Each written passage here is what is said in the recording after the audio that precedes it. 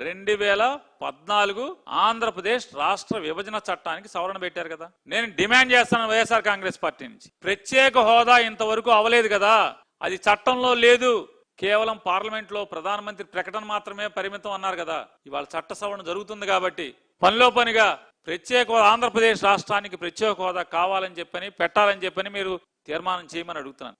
46% విజయవాడ గుంటూరు మధ్యలో రాజధాని పెట్టాలని చాలా స్పష్టంగా చెప్పాడు. ఐఐఎం విశాఖపట్నంలో పెట్టాం, పెట్రోలియం యూనివర్సిటీ కాకినాడలో పెట్టాం, ఎన్ఐఐటి తాడేపల్లిగూడెం పెట్టాం, పెట్రోలియం వైజాగ్ వెళ్ళింది, నిట్ తాడేపల్లిగూడెంకి వచ్చింది, కాకినాడగూడెంకి ఒక ఇన్స్టిట్యూట్ ఇచ్చాం. అదే సమయంలో Amaravati all India institute of medical science వచ్చింది.